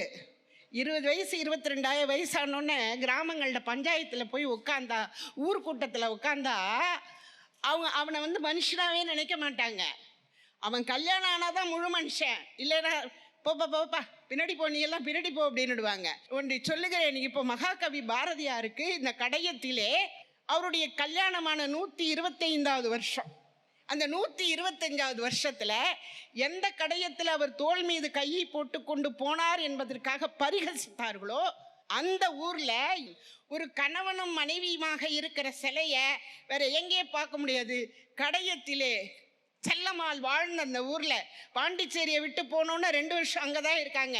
அந்த 2 வருஷம் இருக்கிற போது ஊரை விட்டு ஒதுக்கி வைத்ததுனால இரவு நேரத்தில் தெரியாமல் சாப்பாடு எடுத்துன்னு போவான். ஊருக்கே தெரியாமல் சாப்பாடு எடுத்துன்னு போய் அவரை மனிதனாக்குவதற்காக இந்த மனைவி அந்த கணவனுக்கு எவ்வளவு ஆளுமையை தருவதாக இருந்திருக்கிறார்.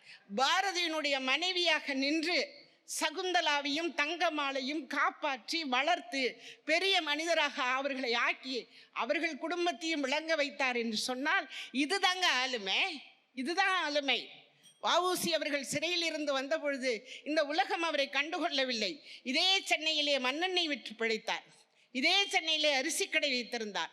ஆனால் அவர் சிறையை விட்டு வந்தபோது கேட்டார்கள், நைந்து போயிருக்கிறீர்களே, எப்படி உங்களால் செக்கிழுக்க முடிந்தது, உங்களால் எப்படி கல்லுடைக்க முடிந்தது என்று சொன்னபோது அவர் சொன்னார், என் மனைவி எனக்காக வெளியில் இருந்து நோற்ற நோன்பு அதுதான் எனக்கு சக்தியை கொடுத்தது என்று வஉசி அவர்கள் சொன்னார் என்றால் அதுதான் ஆளுமை. இன்றைக்கு ஹார்வர்ட் பல்கலைக்கழகத்தில் மூர்த்தி கிளாசிக்கல் ஆஃப் லைப்ரரின்னு சொல்லிட்டு அங்கே வச்சிருக்காங்கன்னா, சுதாமூர்த்தி அவர்கள் ஹார்வர்ட் பல்கலைக்கழகத்தில் இந்திய இலக்கியங்களுக்காக ஒரு லைப்ரரியை திறந்திருக்காங்க அந்த அம்மா. அப்போ இவர்களெல்லாம் ஆளுமைகள், நீங்களெல்லாம் உங்கள் வீட்டில் ஆளுமைகள் என்று சொல்லிக்கொண்டு எந்த நிலையிலே பார்த்தாலும் தாய் வளர்ப்பாள், அவன் பசி அறிந்து உணவு தருவாள், எல்லாம் செய்வாள். ஆனால் கடைசி வரையிலும் அவன் கூடவே இருந்து முடியாத நேரத்தில் தாரம் தாயாகவும் ஆவாள் என்று சொல்லிக்கொண்டு தந்த வாய்ப்பிற்கு நன்றி கூறி விடைபெறுகின்றேன். நன்றி, வணக்கம். செல்லம்மா பாரதி அவர்கள் அவங்க நினைவூட்டினார்கள் 2 விஷயம். பாரதி உயிரோடு வாழ்ந்தபோது ஊரே அவரை ஒதுக்கி வைத்தது. ஆனால் இப்போது அவருக்கு சிலை வைத்து அந்த ஊரே கொண்டாடுகிறது. நம்முடைய மனிதர்களுடைய இயல்பு, உயிரோடு ஒருவர் உலவுகிற போது வெறுக்கிறோம், இறந்து போன பிறகு அவர்கள் சிலையை வைத்து கொண்டாடுகிறோம். இது மனிதர்களுடைய விசித்திரமான குணத்துக்கு ஒரு அடையாளம். செல்லம்மா பாரதியினுடைய அந்த பாரதி இடத்துல இருந்த காதல், அதை கண்ணீர் மல்க ஒரு வினாடி நினைவு கூர்ந்தார்கள். செல்லம்மா பாரதி கடைசியில் உடல் நலமின்றி படுத்திருக்கிறார். மகளை அழைத்து பாரதியாருடைய பாடலை பாடச் சொல்லுவார். அவரும் நல்லா பாடுவார். மகளை அழைத்து பாடச் சொல்லுகிறார். உயிர் பிரிகிற போது சொன்ன வார்த்தை ஒரே ஒரு வார்த்தை, திண்ணை பெருக்க வந்தேன், என்னை தேசத்து மந்திரியாக்கினான். பாரதியினுடைய வரி, திண்ணை பெருக்க வந்தேன், என்னை தேசத்து மந்திரியாக்கினான். அதாவது பாரதிக்கு வாழ்க்கைப்பட்டதால் தான் உலக புகழ் பெற்றோம் என்பதை செல்லம்மா பாரதி மரணப்படுக்கையிலும் நினைத்து கொண்டு சொன்னார், திண்ணை பெருக்க வந்த என்னை தேசத்து மந்திரியாக்கினான் என்று. அது மாதிரியான ஒரு மனைவி செல்லம்மா பாரதி மாதிரி பாரதியாருக்காக வாழக்கூடிய ஒரு உயிர் நினைச்சு கூட பார்க்க முடியாது. அது அவர்கள் நினைவு கூர்ந்து இந்த இடத்துல எடுத்துரைத்தார்கள். நன்றி. இப்போ தாய் என்பதை எடுத்துரைப்பதற்கு அடையாளமாக நம்முடைய சகோதரியார் பர்வீன் சுல்தானா அவர்கள் வருகிறார்கள். வாங்க. 2022ஆம் ஆண்டிற்கான நவராத்திரி விழாவை உலகமெங்கும் கொண்டாடி கொண்டிருக்கக்கூடிய உறவுகளுக்கு பணிவன்பான வணக்கம். ஆளுமை மிக்கவர்கள் யார் என்பது இன்றைய பட்டிமண்டபத்தின் கேள்வி. பன்னெடும் காலமாக பேசிக்கொண்டே இருக்கக்கூடிய ஒரு தலைப்பு தான் ஆளுமை மிக்கவர்கள் யார், தாயா தாரமா என்று. தாய் என்கின்ற சொல்லுக்கு பக்கத்தில் சிவன் கூட நிற்க முடியாது என்பதற்காகத்தான் சிவனுக்கு ஒரு ராத்திரி, அந்த தாய்க்கு நவராத்திரி. தாய்மை என்கின்ற ஆளுமை இருக்கிறது. அதற்கு பக்கத்திலே கடவுளை வேண்டுமானால் நீங்கள் நிறுத்தி கொள்ளலாம் என்கிறது தமிழ். ஒரு ஆணினுடைய பார்வையில் மனைவி என்பவள் எவ்வளவு முக்கியமானவளாக இருக்கிறாள் என்று பேசிக் கொண்டிருக்கிறீர்கள். நாங்கள் மறுக்கவில்லை. மனைவியே இல்லாத பிரம்மச்சாரி, அவர்களுக்கும் தாய் உண்டு. பெண், அவளுக்கு தாரம் இல்லை, ஆனால் தாய் உண்டு. மூன்றாம் பாலினம் அவர்களுக்கு தாய் உண்டு. தாய்மை என்கின்ற ஒரு உறவு ஒவ்வொரு உயிரினுடைய வாழ்க்கையிலும் மிகப்பெரிய ஆளுமையை செலுத்துகிறது. இதை எப்படி மறுக்க முடியும்? நாம் மனைவி இழந்து விட்டால் கணவனால் பிள்ளைகளை வளர்த்து ஆளாக்கிவிட முடியாது. ஆனால் கணவனை இழந்தாலும் தாயாக நின்று அந்த பிள்ளைகளை ஆளாக்கி வந்துவிடலாம் என்பதற்கு செல்லம்மாவே ஒரு உதாரணம். நாம் யோசித்து பார்க்கிறேன். ஐயா அவர்கள் எங்களுடைய அணியிலே தலைவராக வந்து பேசக்கூடிய சாந்தாமணி அம்மா அவர்கள் பேசுகின்ற பொழுது, பேஸ்மெண்ட் வந்து அம்மா தான், கட்டடம் தான் மனைவி அப்படின்ன உடனே அவர் அந்த வாதத்தை உடைத்து ஒரு வாதத்தை வைத்தார். அவர்கள் ஆமா ஐயா நீங்க சொல்றது சரிதான்னு போயிட்டாங்க. நான் யோசித்து பார்க்கிறேன், உண்மையிலேயே பேஸ் அப்படிங்கிறவ மனைவியா? கிடையாதுங்க. பேஸ் அம்மா தான். ஏன் தெரியுமா? குழந்தையை பெற்றெடுப்பவள் அவள்தான். அந்த மகள்தான் மனைவி ஆகிறாள், மறுபடியும் தாயாகிறாள். அவள்தான் பேஸ், அவள்தான் அடிப்படை கட்டடம். இந்த உலகத்திலே அன்கம்பேரபிள் என்று சொல்வார்கள். யாரையும் நீங்க ஈடே இணைய வைக்க முடியாதுங்க. திட்டி திட்டி பேசினாலும் வட்டிலில சோறு வைப்பா, ஒட்டி போன உடம்புனாலும் உசுர வச்சு பாசம் வைப்பா, தின்ன வாயில் திட்டினாலும் என்ன அவன் நொந்ததில்லை, கந்த துணி கட்டினாலும் கண்கசங்க பார்த்ததில்லை. கெட்டு போன தாயி இல்லை அடியாத்தா, தட்டு கெட்ட தங்கை உண்டு, கூறு கெட்ட அப்பன் உண்டு, கெட்டு போன மனைவி உண்டு, கெட்டு போன தாயி இல்லையடி ஆத்தா என்றான் கவிஞன். அம்மா கெட்டு போகவே முடியாதுங்க. தாய் இருக்கிறாளே, அவளுக்கு எப்பவுமே நம்ம சொல்லுவோம் வாயும் வயிறுமா இருக்கா, வாயும் வயிறுமா இருக்கான்னு. என்னங்க அது?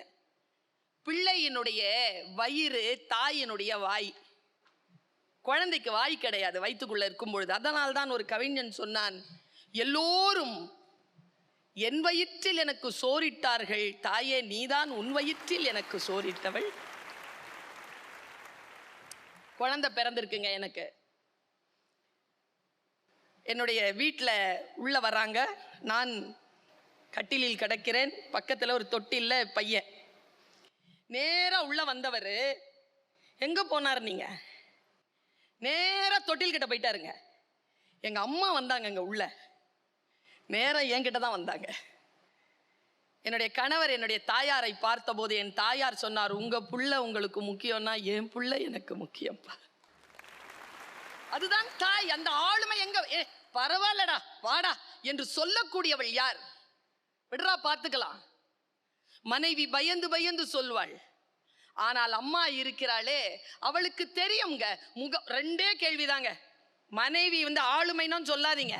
இந்த மனைவின்ற பேரை வச்சுக்கிட்டே உலக புகழ் பெற்றிருக்கக்கூடிய ஒரு பேச்சாளர் நம்முடைய சபையில் இருக்கிறார். உண்மையா சொல்றேங்க. அந்த அம்மா, அவங்க வீட்டில் இருக்கிற அம்மா தியாகிங்க. ஆளுமை கொண்டவங்களாம் இல்ல, தியாகி. இவருக்காகவே தன்னுடைய வாழ்க்கையை தியாகம் செய்தவள். அவர் இன்னைக்கும் நடுங்கிற ஒரு பெயர் அம்மா தான். மனைவிக்கு நடந்தா இவ்வளவு ஜோக் சொல்ல முடியுமா மேடையில? மனைவியை எதிர்த்து இப்படி கிடையாதுங்க. இந்த உலகத்தில் எனக்கு தெரிஞ்சு ஒரு காட்டு தீயா, காட்டு தீ, அந்த காட்டு தீயில உள்ள நுழைஞ்சு எல்லாருமே வந்து தீ அணைச்சிக்கிட்டே இருக்காங்க. அப்போ ஒரு தீயணைப்பு வீரன், இப்போ இருக்குது, தீயணைப்பு வீரன் ஒருவன் நேரா வந்து ஒரு கூடை மாதிரி இருக்கு, ஒரு குச்சியை வச்சு அப்படி இப்படி நகர்த்துறாங்க. வெந்து போயிருக்குங்க அந்த கூடை. தள்ளி விட்டோம்னா அதுக்கு உள்ள சின்ன சின்ன குஞ்சுகள். அப்புறமா தான் சொல்றாங்க, அந்த கூடு இருக்கு இல்லையா, அந்த கூடை மாதிரி இருந்தது, அது தாய் வான்கோழி. அந்த காடு பற்றி எரிந்தவுடன் தன் குஞ்சுகளெல்லாம் அணைத்து கொண்டு இருந்த நிலையிலேயே செத்து போய் இருக்கிறது அந்த தாய்க்கோழி. பெரிய ஒரு யானை வருதுன்னு வச்சுக்கோங்களேன், குழந்தை டக்குன்னு போய் அம்மா பின்னாலதான் ஒளியும். என்ன ஆளுமை அது? அம்மா என்னை காப்பாற்றுவாள், தூக்கி போடுங்களேன், புள்ள சிரிக்கும். ஏன் தெரியுமா? பிடிச்சிப்பா. அந்த தாய்மையினுடைய அந்த உச்சபட்ச நிலையை நான் சொல்கிறேன். கணவனுக்காக உயிர் கொடுக்க வேண்டும், கணவனுக்காக இதையெல்லாம் அலங்காரம் செய்து கொள்ள வேண்டும், கணவனுடைய சூழலை பாதுகாக்க வேண்டும் என்கின்ற கற்பிதங்கள் பெண்ணின் தலையில் சுமத்தப்படுகின்றன. மனைவி என்கின்ற நிலையில் அவள் மீது சுமத்தப்படுகின்ற அந்த நிலையில்தான் அவள் கிளம்பி வருகிறாள். ஒரு விஷயம் சொல்றேன், நிறைய மனைவிமார்கள் மனதிலே ஆழமான கோபத்துடன் இருக்கிறார்கள். நீங்க ஒரு 55 வயதிற்கு தாண்டிய பெண்களை பாருங்க, கண்கள்ல ஒரு நிரந்தர சோகமோ இல்ல ஒரு நிரந்தர கோபமோ இருக்கும். அந்த நிரந்தர கோபமும் நிரந்தர சோகமும் தருவது கணவனால் வந்த சூழலாகத்தான் இருக்கும். கடைசி வரைக்கும் அவள் மன்னிக்காத உயிராக கணவன் இருப்பானே தவிர ஒருபோதும் தன் பிள்ளையை மன்னிக்காமல் இந்த தாய் இந்த மண்ணை விட்டு போவதே கிடையாதுங்க. எதுவாக இருந்தாலும் அந்த ஆளுமை செலுத்தக்கூடியவளாக, அன்பு தரக்கூடியவளாக, என்னங்க ஒரு பயாலஜிக்கல் பாண்டேஜ்ங்க, அது உயிர் தன்மையுடனான ஒரு பிணைப்பு. அந்த உடல், நான் சொல்றேன், இந்த பட்டிமண்டபம் மூலமா இந்த உலகத்தில் இருக்கக்கூடிய இந்த நிகழ்ச்சியை பார்க்கக்கூடிய எல்லாருக்கும் சொல்றேன், ஒரு ஆணுக்குத்தான் ஒரு பெண்ணினுடைய உடல், ஒரு பெண்ணுக்குத்தான் இந்த ஆணினுடைய உடல் என்றுதான் திருமணம் என்கின்ற பந்தத்திலே அந்த ஆணையும் பெண்ணையும் இணைக்கிறீர்கள், ஒழுக்கமாக இருக்க வேண்டும் என்று. ஆனால் உண்மையில் நான் சொல்லவா, அதைவிட உயர்ந்த ஒன்று உண்டு. இந்த உடல் இருக்குல்ல, நாம சுமந்துகிட்டு இருக்கோமே, இந்த உடல் உயிர் தகப்பனுடையதாக இருந்தால் இந்த உடல் தாயுடையதுதான். இந்த உடலை கெடுத்துக் கொள்வதற்கான, இந்த உடலுக்கு துரோகம் செய்வதற்கான எந்த உரிமையும் எந்த உடலை பெற்றவர்களுக்கும் கிடையாது. ஏனென்றால் அது தாயினுடைய சொத்தாக இருக்கிறது. தாய்தான் ஆளுமை செலுத்துகிறாள். நம்முடைய உயிரோடு, உடம்போடு, வயிற்றினுடைய பாட்டோடு அவள்தான். மனைவி போன் பண்ணா எங்க இருக்கிறீங்கன்னு கேட்பா, பொண்டாட்டின்னு அர்த்தம். சாப்பிட்டியாப்பா என்றால் அம்மான்னு அர்த்தம். இந்த இரண்டு வித்தியாசம் உண்டு. என்னதான் இருந்தாலும் மனைவி முக்கியம்தான். குடும்பம் என்கின்ற நிறுவனத்தில் நாம் நம்பிக்கை கொண்டவர்கள் இருந்தாலும் அதற்கு மணிமகுடமாக இருக்கக்கூடியவர், ஒருவேளை மணிமகுடமாக மனைவி இருந்தாலும் அதில் பொருத்தி இருக்கக்கூடிய வைரமாக மின்னக்கூடியவள் தாய்தான். அவள் ஆளுமைக்கு நிகர் யாருமே கிடையாது என்று சொல்லி வாய்ப்பளித்தமைக்கு நன்றி பாராட்டி விடைபெறுகிறேன். நன்றி, வணக்கம்.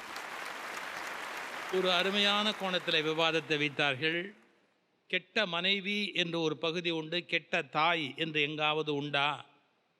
இந்த வான்கோழி தன்னுடைய குஞ்சுகளை பாதுகாத்த காட்சியை கண்முன்பு கொண்டு வந்து நிறுத்தினார்கள். ஒரு பாம்பு முட்டையை தின்பதற்காக வருகிற போது ஒரு கோழி அந்த பாம்பை எதிர்க்கக்கூடிய பலம் இல்லை. ஏன்னா பாம்பு அவ்வளவு முரட்டு பாம்பாக இருக்கு. ஆனால் பறந்து பறந்து கொத்தி அந்த பாம்பு அந்த இடத்துலேருந்து விரட்டி தன்னுடைய முட்டைகளை பாதுகாக்கிற காட்சி எத்தனையோ படங்களில் இருக்கு. அதுக்கு அந்த பலம் கிடையாது, ஆனால் அந்த பாம்பை விரட்டாமல் அது ஓயாது. அந்த தாய்மைக்கு என்று ஒரு இயல்பான வீரம் உண்டு, தாய்மைக்கு என்று இயல்பான ஒரு கருணை உண்டு.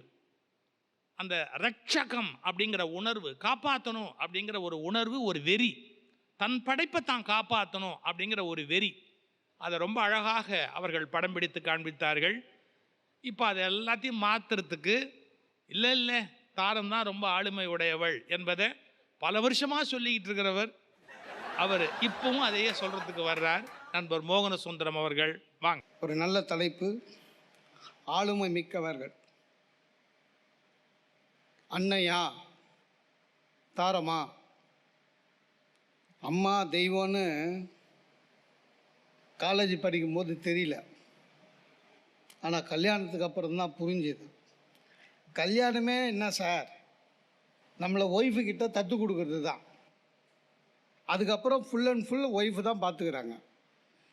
நம்மளை வச்சு செய்கிறது யார்? ஒய்ஃபு. ஆளுமை என்பதை நடுவர் அவர்களை இப்படி எடுத்துக்கொள்கிறேன், ஃபுல் கண்ட்ரோல், அவ்வளோதான். ரிமோட். இந்த லேடிஸ் பார்த்திங்கன்னா நிறைய மறப்பாங்க, ஆனால் வெட்டிங் டே மட்டும் மறக்கவே மறக்காதுங்க, பார்த்துக்கிறீங்களா? ஏன்னா அவங்க ஆட்சி அதிகாரத்துக்கு வந்த நாள். ஆம்பளைங்க மறந்துடுவோம், ஏன்னா மறக்க நினைக்கிறோம். ஆனால் அவங்க சொல்லவும் மாட்டாங்க. ஆஃபீஸுக்கு புறப்படும் போது ஷூ லேஸ் போடுவோம், இன்றைக்கி என்னன்னு சொல்லுங்கள் அப்படின்னு வந்து நின்று, தெரியாது மறந்துட்டோம் என்ன சொல்லவும் மாட்டாங்க. நல்லா ஞாபகப்படுத்தி சொல்லுங்கள் அப்படின்னா. நமக்கு நாக்கில் வாஸ்து சரியில்லையா, உன் தங்கச்சி பிறந்த நாளான்னு முடிஞ்சு போச்சு சார். நம்ம பேர் அவங்க எடுத்துக்கிறாங்க சார், அதுதான் பிரச்சனை. அதாவது மிஸ்ஸஸ் மாணிக்கம், மிஸ்ஸஸ் சேது, அவங்க பேரை விட்டுருவாங்க. இல்லை என்ன பிரச்சனைனா, ரெண்டு லேடிஸுக்கு சண்டை வந்ததுன்னு வச்சுக்க, அவள் ரொம்ப ராங்கி அப்படின்வா. ஏன்னா யார் மிஸ்ஸஸ் முத்து அப்படின்னா அவங்க பேரே வராது. நாசமாக போனாலும் நம்ம பேர் தான். எதுவும் அதாவது பேசும்போது பார்த்துருக்கேன். நாசமாக போனாலும் நம்ம பேர் தான். யார்கிட்ட பேசணும் அவங்க தான் முடிவு பண்ணுறாங்க. நம்ம அம்மா கிட்ட காட்டின செல்லெல்லாம் காட்ட முடியாது. 20 வருஷம் ஃப்ரெண்டு சார். ஒரே நாள் சொன்னான், அந்த அந்த உங்கள் ஃப்ரெண்டு இனிமேல் வீட்டுக்கு கூப்பிடாதீங்கன்னா. 20 வருஷம் ஃப்ரெண்டு விட முடியுமா அந்த நட்பை? விட வச்சுட்டாங்க. அந்த ஆள் பார்வையே சரியில்லைன்ட்டான், முடிஞ்சு போச்சு. அதோட ஃப்ரெண்டை கட் பண்ணிட்டேன். அப்போ நம்ம யார்கிட்ட ஃப்ரெண்டாக இருக்கணும் அவங்க தான் முடிவு பண்ணுறாங்க. ஒரு படத்தில் ஜனகராஜ் வந்து என் பொண்டாட்டி ஊருக்கு போயிட்டா, அது நகைச்சுவை இல்லை, அனுபவிச்சவனுக்கு தான் தெரியும். ஒரு 3 நாள் ஆளுமையிலேருந்து வெளில வரணும். சார் என் ஃப்ரெண்டுக்கு கொரோனா வந்ததுங்க, 14 நாள் வீட்டோடு இருந்தான், நேரில் போய் பார்க்க முடியாது. அதனால் நானே என்ன பண்ணேன், அவனுக்கு ஃபோன் பண்ணி, நான் டாக்டர் மாதிரி ஜாகிரதடா, மெடிசன் எடுத்துக்கோ, தனியாக அறையில். நான் சொல்லலாம், டேய் அடங்கு, இந்த 14 நாள் சந்தோஷமாக இருக்கேன். என்னடா அண்ணன்? ஆமாம், ஒரு பிரச்சனை வா, கீரை வாங்கினுவா, தயிர் வாங்கினுவா, வெஜிடபிள் வாங்கினுவா, ஒன்றும் பிரச்சனை கிடையாது. வேலைக்கு கதவு தட்டுறாங்க, சாப்பாடு உள்ளே வருது, நிம்மதியாக உள்ளே சாப்பிட்டுட்டு ரெஸ்ட் எடுக்கிறேன். திடீர்னு இதை கூப்பிட்டு ஃபோனில் கூப்பிட்டு ஒரு புக்கு எடுத்துன்னு வாங்குவேன். 5 நிமிஷத்தில் எத்தனை வரல வச்சுக்கிய, எத்தனை வரையா நான் வெளில வருவான்னு மொத்தமாக ஊடே ஃபுல்லாக ஆளுமையிலேருந்து வெளில வந்துக்கிறேன். ஒன்று தான் பிரச்சனை, இந்த டாக்டருங்க வெறும் 14 நாள்னு சொல்கிறானுங்க. 1 மாதமாக சொல்லியிருக்கக்கூடாதா நிம்மதியாக? அதாவது சார் பரோலில் வந்த மாதிரி நினச்சினுக்கிறான் சார் அவன். அதுதான் உண்மை, அதுதான் உண்மை. நம்ம என்ன சாப்பிடணும், அம்மா கிட்டே இருக்கும்போது நம்ம என்ன சாப்பிடணும்னு நம்ம முடிவு பண்ணுவோம். ஆனால் இப்போ அப்படி இல்லை, ஆக்குன்னு தான் சாப்பிட்றோம். எனக்கு நல்லதோ கெட்டதோங்க, எனக்கு கத்திரிக்காய் எந்த காலத்துலேயும் பிடிக்காது. அதை குறுக்க வெட்டினாலும் பிடிக்காது, நீல வாக்க வெட்டினாலும் பிடிக்காது. எங்கள் அம்மா சமைச்சு போடும்போது என்ன கத்திரிக்காய் அப்படின்வேன். டே அட்ஜஸ்ட் பண்ணிக்கிடா, உடம்பு சரியில்லை, காய்கறி கடைக்கு போக முடியல, இன்றைக்கி மட்டும் நைட்டுக்கு வேறு எல்லாம் சொல்லுவாங்க, வேணாம் கத்திரிக்காய் வேணாம். அது இப்போ அப்படி இல்லை. என்ன கத்திரிக்காய் என்ன இல்லை, எனக்கு பிடிக்காதுன்னு தெரியும்ல, உனக்கு பிடிக்கலன்னா யாருமே சாப்பிடக்கூடாதா? சாப்பிடுங்க, வேணாம் அப்படின்னேன். ஏன் எதிர்க்கே சர்வெண்ட்டு கூப்பிட்டு, சாருக்கு கத்திரிக்காய் வேணாமா, ஃப்ரிட்ஜில் வை, நாளைக்கு கொடுக்கலாம் அப்படின்னாங்க.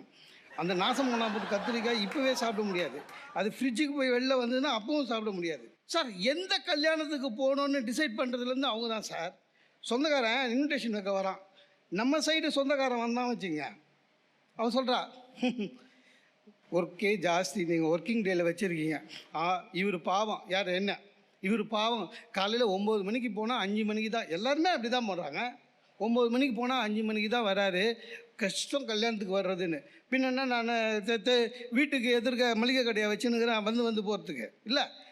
ஆனால் அவங்க சைடு ஆளுங்க வரும்போது அவங்க சொல்கிறாங்க, மாப்பிள்ளை இட்டுன்னு வந்துருமான்னு. வருவாருங்க, மாதத்தில் பாதி நாள் பட்டிமன்றத்துக்கும் லீவ் போட்டுக்கிறாரு, வருவார். அப்போ எந்த கல்யாணத்துக்கு போகணும் அவர் தான். ஒரு 2 பேர் கெஸ்ட்டு வராங்க, காஃபி எடுத்துன்னு வான்றோம். என்ன மேனஸு, 2 கெஸ்ட்டு நம்ம. அப்போ காஃபி எத்தனை எடுத்துன்னு வரணும்? 3 எடுத்துன்னு வரணும். 2 தான் வரும். வரவன் நம்மளுக்கு ரெக்கமெண்ட் பண்ணுவான், சார் கொடுக்கல வேணும். அவர் எப்போ கொடுத்தாலும் குடிப்பாருங்க, நீங்கள் குடிங்கன்ட்டு. அவமானமாக இருக்குது. அவங்க போன பிறகு நான் சொன்னேன், இல்லைடா நீ கொடுக்கணுன்னு ஒன்றும் இல்லை, ஆனால் ஒரு டீசென்ட்டுக்கு அவங்க காஃபின்னு வந்து நீ உங்களுக்கு வேணுமா அப்படின்னு நீ என்னை கேட்கணும், நான் எனக்கு வேணாம் அப்படின்னு சொல்லுவேன். இந்த ஒரு டைலாக்கு, அப்போ தான் எனக்கு மரியாதைன்னு. இல்லை உங்களை நம்ப முடியாது, நீங்களும் வேணும்னு கேட்பீங்க, எனக்கு கொடு. ஒரு கப்பு காஃபி என் காசு தானே, ஒரு கப்பு காஃபி கொடு சார். இதெல்லாம் அதாவது எந்த அளவுக்கு அவங்க ஆளுமைன்றதை பாருங்கள் சார். நம்மளை ஆளுமை மிக்கவர்களாக மட்டும் இல்லை, குடும்பத்தையே. என் தம்பி பெரிய வேலையில் இருக்கான், என்னை விட நிறைய சம்பாதிக்கிறவன், கல்யாணம் ஆகலை, அவன் பயப்படுறாங்க, எப்படின்னே தெரியலங்க. அன்றைக்கி உட்காந்து பேசினே இருக்கான், திடீர்னு சைலண்ட் ஆகிட்டான். என்னடா என்ன பின்னால் அண்ணி வராங்க அப்படின்னா, அதுக்கு ஏன்டா நீ பயப்படுறேன்னு? நீயே பயப்படுறியா? நான் அதுக்குள்ளே எங்கள் அம்மா பின்னால் வந்து சொல்கிறாங்க, கம்னு இருங்க. அப்புறம் அவன் எதாவது கேட்பா, நம்ம என்ன சொல்கிறதுன்னு தெரியாமல் மாட்டி போன்றாங்க அவங்க. அதெல்லாம் ஒட்டு மொத்த குடும்பத்தையே. இதில் தமாஷ் என்னன்னா, கவர்மெண்ட்டில் ரேஷன் கார்டில் குடும்பத் தலைவர்னு நம்ம பேர் போட்டிருப்பான். ஆனால் அப்புறம் தான் யோசித்தேன், இந்த கவர்மெண்ட்டு விலை இல்லாமல் இது தராங்க அது தராங்கல்ல, அதெல்லாம் போய் சைக்கிள் ரிக்ஷாவில் எடுத்துன்னு வர்றதுக்காக தம்புரிண்ட்டுக்காக நம்ம பேர் வச்சுருக்கான், வேறு ஒன்றும் கிடையாது. சார் ஒரு டூருக்கு போகும்போது அம்மா இருக்கும்போது போயிட்டு வரேன், டூருக்கு போகிறேன் அப்படின்வேன், பார்த்து போப்பான்னு அவ்வளோதான் முடிஞ்சு போச்சு. இப்போ அப்படி கிடையாதுங்க, ஒய்ஃபையும் கூட்டி போகணும். அது அதை விட சோதனை சார். அந்த பெரிய சூட்கேஸு எல்லாம் நம்ம தான் போர்ட்டரு. நம்ம வெயிட்டை பார்த்தோன்னே போர்ட்டரே கிட்ட வந்து, சார் போர்ட்டர் வேணாம், எனக்கு முந்தி அவள் பதில் சொல்கிறான். அந்த 100 200 கேட்பேன். நீங்கள் போங்க சார் நாங்கள் எடுத்துக்கிறோம் அப்படின்னு சொல்லிவிட்டு நாங்கள் எடுத்துக்கிறோன்னு சொல்கிறா. வெறும் ஹேண்ட்பேக்கை மட்டும் எடுத்துன்னு போகிறான். எல்லாத்தையும் நான் தூக்கி தலையில் வச்சுட்டு போர்ட்டர் சொல்கிறான் 50 ரூபாய்க்கு பார்த்து சாவு போ அப்படின்னா. எல்லாமே தான், எல்லாமே தான் சார். சிங்கம் மாதிரி இருந்தோம், உள்ளே வந்தா ரிங் மாஸ்டர் மாதிரி மாறி நம்மளை இன்னும் அப்படியே வச்சுருக்கா. நம்மளை, நம்ம குடும்பத்தை ஆளுமை அதிகமாக இருப்பது தாய் அல்ல தாரம்தான் என்று கூறி வாய்ப்புக்கு நன்றி பாராட்டி விடைபெறுகிறேன். நன்றி, வணக்கம். இயல்பான குடும்ப நிகழ்வுகள்லேருந்து ரொம்ப அழகாக அவர் எடுத்து காமிச்சார். இப்போ நாம் தலைப்பை வேற ஒரு கோணத்தில் பார்க்கணும். ஆளுமை தாய் எப்படி செலுத்துகிறாள், தாரம் எப்படி செலுத்துகிறாள்? ஒரு தாயினுடைய ரோல் எப்படி இருக்குன்னு கேட்டால், ஆளுமை செலுத்தக்கூடிய காலத்தில் அந்த ஆளுமையை செலுத்துவதற்கான வாய்ப்பு தாய்க்கு கிடைக்குது. ஏன்னா அது குழந்தை பருவம். ஆக்சுவலாக மருத்துவத்துறையில் சொல்லுகிறார்கள், தாயினுடைய ஆளுமை குழந்தை பிறக்கிறதுக்கு முன்னாடியே தொடங்கிடுச்சு அப்படிங்கிறாங்க. எப்படின்னா, வயிற்றில் குழந்தை உதைக்கும் போதே அவங்க நினைக்கிறாங்க இல்லையா, பசி டயம், சாப்பாடு கொஞ்சம் லேட் ஆகும், அவசரப்படாத அப்படின்னு குழந்தையோடு அவங்க பேச முடியும். இப்போ சாப்பாடு டயம்தான், ஆனால் இன்றைக்கி மாலை அமாவாசை, அதனால் சாப்பாடு லேட் ஆகும், புரியுதா அப்படின்ன உடனே அந்த குழந்தை அமைதியாகிடும். இது உண்மை. பிரச்சனையை அவங்க கருவில் இருக்கிற போதே தன்னுடைய குழந்தைக்கு சொல்ல முடியும். அதனால்தான் தாயினுடைய ஆளுமை சப்கான்ஷியஸ் மைண்டில் ரெக்கார்ட் ஆகிறது. மனைவியினுடைய ஆளுமை கான்ஷியஸ் மைண்டில் ரெக்கார்ட் ஆகுது. காங்கிரீட்டை நீங்கள் செட் ஆகிறதுக்கு முன்னாடி எப்படி போடுறீங்களோ அப்படியே செட் ஆகிடும். அது மாதிரி ஒரு ஆண் கான்கிரீட் மாதிரி அப்படின்னா, அந்த கான்கிரீட்டை லே பண்ணக்கூடிய பவர் அம்மா கிட்ட இருக்கு. ஏன்னா நீ இப்படித்தான் வளரணும், இத்தனை மணிக்கு எந்திரிக்கணும், குளிச்சாகணும், பல்லு தேய்ச்சாகணும், தலைமுடி ஒழுங்காக வாரிட்டு போ, பள்ளிக்கூடத்துக்கு போனால் நீ மரியாதையாக நடந்துக்க, ஆசிரியர்கிட்ட ஒழுங்காக நடந்துக்க, பாரு மாமா வர்றாங்க வான்னு சொல்லு. ஸோ அந்த கல்ச்சர் எல்லாத்தையும் கல்டிவேட் பண்ணி முழுமையாக ஒரு ஆளுமையை இளம் பருவத்தில் உருவாக்கி கொண்டே வருகிறவள் தாய். ஐயா கூட சொன்னார், இனிமே நம்ம கண்ட்ரோலுக்கு வரமாட்டாங்கிற போது தான் கண்ட்ரோலுக்கு இன்னொரு ஆள்கிட்ட டிரான்ஸ்ஃபர் பண்ணுறா அப்படின்னு ஒரு கருத்து சொன்னார். அது 100% உண்மை. இப்போ மனைவி ஒரு 25 வயசில் வாழ்க்கைக்கு உள்ள வருகிறா, சேருகிறா தாரம். நீங்கள் கணக்குப்படி பார்த்தீங்கன்னு சொன்னால், அந்த வயசில் ஆளுமையை மாற்றி அமைத்து ஏற்படுத்துவது சுலபம் இல்லை. ஏன் சுலபம் இல்லை? இவனுக்கு முழுக்க செட் ஆகி போச்சு கான்கிரீட்டு. இதுக்கப்புறம் அதை செதுக்க முடியாது. கருங்கல்லாம் இருந்தால் செதுக்கிடலாம், இது கான்கிரீட்டு. எப்படி செதுக்க முடியும்? ஆளுமையை எப்படி மாற்ற முடியும்? இப்போ நீங்கள் ஹையஸ்ட் ஃபிலாசபிக்கு போனோம். ஜென் குருமார்கள் ஒரு கருத்து சொல்வாங்க. யாராவது படிக்க வந்தால், நீ ஏற்கனவே யார்ட்டையாவது படிச்சிருக்கியா அப்படின்னு கேட்பாங்க. நான் யோகம் வரைக்கும் படிச்சிருக்கிறேன், புத்தருடைய தத்துவங்களை படிச்சிருக்கிறேன், அப்போ நீங்கள் எனக்கு சுலபமாக சொல்லி கொடுத்துடலாம். தப்பு. நீ எதுவுமே படிக்கலைன்னா நான் உனக்கு சுலபமாக சொல்லி கொடுப்பேன். நீ ஏற்கனவே படிச்சுட்டே அப்படின்னா முதல்ல அதெல்லாம் அழிக்கணும், அப்புறமா தான் நான் சொல்லித்தரதை சொல்லணும். Try to unlearn. அதாவது எதை லேர்ன் பண்ணு தெரியுமா? அன்லேர்ன் பண்ணுறதுக்கு லேர்ன் பண்ணு அப்படிம்பாங்க. நீ இது வரைக்கும் மனசில் ஃபார்ம் பண்ணி வச்சிருக்கல்ல, அது எல்லாத்தையும் அழிச்சிட்டு அதுக்கப்புறம் உனக்கு நான் ஞானத்தை உண்டாக்கணும் அப்படின்னு. இந்த மனைவிங்கிறவங்க யார் தெரியுமா? ஜென் குரு மாதிரி. அம்மா ஏற்படுத்தி வச்ச எல்லா ஆளுமையையும் அப்படியே டோட்டலாக அழித்து அவங்க புதுசாக ஒரு ஞானத்தை ஏற்படுத்த போகிறாங்க. தாய் ஆளுமையை உருவாக்கக்கூடிய காலத்தில் உருவாக்கினாள். ஆனால் ஆளுமை உருவான பிறகு அதை அழித்து மனைவி புதிய ஒரு ஆளுமை செலுத்த தொடங்குகிறாள். என்ன மாதிரி இவனை வழிக்கு கொண்டு வரணும் அப்படிங்கிறத அவன் அதுக்குன்னு ஒரு ஆர்ட், எந்த யூனிவர்சிட்டியில் போய் படித்தான்னு தெரியாது, எங்கே போய் ரிசர்ச் பண்ணி அதை கண்டுபிடிச்சான்னு தெரியாது. இந்த முரட்டு பயலை அப்படியே மாற்றி எல்லாமே மாற்றி அந்த சமூகத்தில் வேற ஒரு சிறந்த மனிதனாக வேறு ஒரு கோணத்தில் அப்படியே வடிவமைச்சு மாற்றி கொண்டு நிறுத்துவா.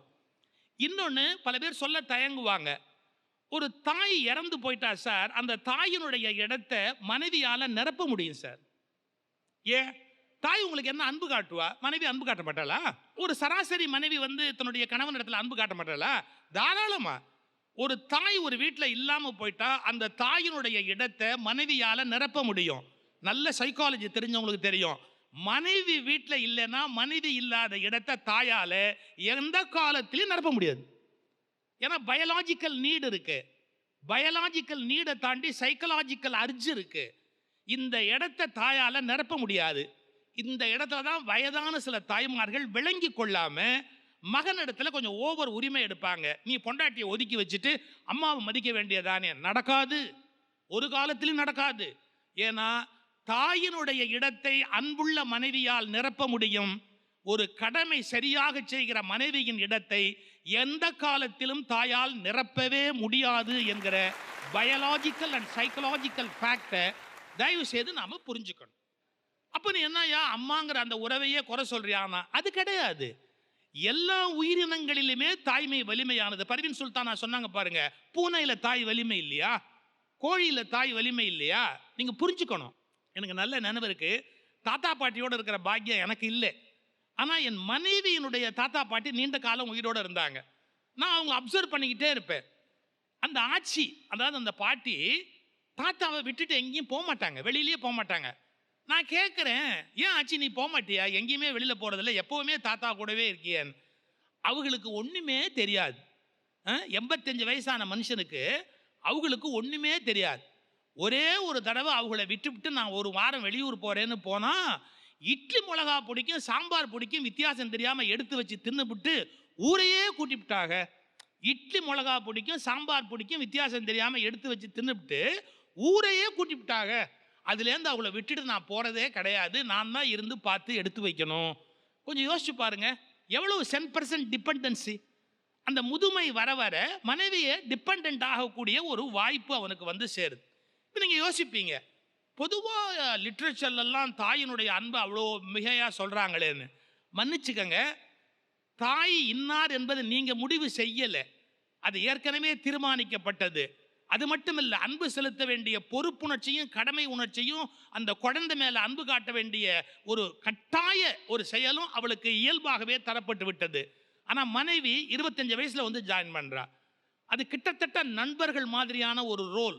அந்த ரோல்ங்கிறது ஒரு நட்பு மாதிரியான ஒரு ரோல். சூஸ் பண்ணிக்கிறதுக்கு வாய்ப்பு இருக்குது. வேணும்னா டைவர்ஸ் பண்ணிட்டு மாற்றுறதுக்கு கூட இன்னொரு வகையான வாய்ப்பு கூட இருக்குது. அப்போ மனைவி அப்படிங்கிற இடத்துல அந்த ரோல் பெர்ஃபார்ம் பண்ண வர்ற நபர் ஒரு மெச்சூர்டு நபராக இருந்துட்டா, அறிவுபூர்வமான ஒரு நபராக இருந்துட்டா, she can do wonders. இவன் வாழ்க்கையை டோட்டலாக மாற்றி அமைக்கக்கூடிய ஆச்சரியமான ஒரு மனிதராக இருக்க முடியும். இந்த பட்டிமண்டபத்தில் ஒரு சிறப்பு இருக்குது, அது கவனிச்சிங்களா? 2 தனி நபர்கள் அல்ல, தாய் என்பவளும் மனைவி என்பவளும் 2 தனி நபர்கள் அல்ல, ஒரு பெண்ணின் 2 நிலைகள். அது அதனால தான் அது எது அஸ்திவாரம் எது தொடக்கங்கிற சர்ச்சையெல்லாம் நமக்குள்ளே ஓடிச்சு. ஒரு பெண்ணினுடைய 2 நிலைகள். இந்த நவராத்திரின்னு ஒரு படம் வந்தது, அதில் சிவாஜி கணேசன் 9 ரோல் ப்ளே பண்ணார். எந்த ரோலை நீங்கள் பாராட்டினாலும் ஒருத்தர் தான் பாராட்டுறீங்க. யார்? சிவாஜி கணேசனை தான் பாராட்டுறீங்க. இந்த ரோல் பிரமாதம்னாலும் சிவாஜிக்கு தான் அவார்டு, அந்த ரோல் பிரமாதம்னாலும் சிவாஜிக்கு தான் அவார்டு. அப்படி தாய்ங்கிறத நீங்கள் பாராட்டினாலும் பெண்ணுக்கு தான் பெருமை, தாரம்ங்கிறத பாராட்டினாலும் பெண்ணுக்கு தான் பெருமை. நான் 2 காரணங்களை மையப்படுத்தி கொண்டு சொல்கிறேன். தாய் ஏற்படுத்திய ஆளுமையை அழித்து புதிய ஆளுமையை நிலைநாட்டக்கூடிய சக்தி பெண்ணிடத்தில் இருப்பதால், மனைவியிடத்தில் இருப்பதால் அது ஒரு தனித்த சிறப்பாக காட்டப்படுகிறது, மனைவியினுடைய ஆளுமை. 2, எவ்வளவு முயன்றாலும் தாயின் இடத்தை மனைவியால் நிரப்பிவிட முடியும், ஆனால் மனைவியின் இடத்தை தாயால் நிரப்பவே முடியாது என்கிற காரணத்தால் ஆளுமை அதிகம் மிக்கவள் மனைவியாகவே இருக்கிறாள். ஆனால் ஒன்றே ஒன்று, அவள் நல்ல மனைவியாக அமைய வேண்டும்.